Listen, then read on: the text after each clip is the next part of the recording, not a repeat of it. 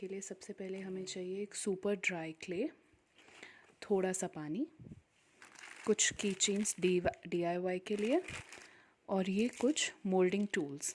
ये cake moulding tools आते हैं ऐसे प्लास्टिक, आप इस तरह से भी कुछ मंगा सकते हैं। तो आइए चलिए स्टार्ट करते हैं।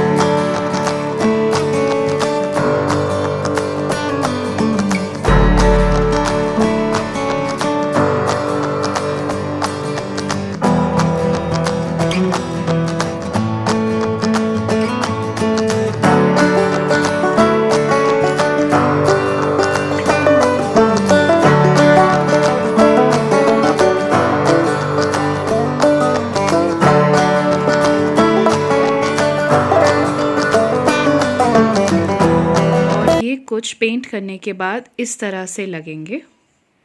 एयर ड्राई क्ले को 1 से 2 दिन का समय लगता है सूखने के लिए, और सूखने के बाद आप इन्हें अपनी मनमर्जी से कोई भी पेंट कर सकते, कोई भी कलर में पेंट कर सकते, जो भी आपको पसंद हो, और ये बहुत ही सुंदर लगते हैं। मैं फिर मिलूँगी आपसे न्यू वीडियोस के साथ। तब तक के लिए thank you for watching Mama's world.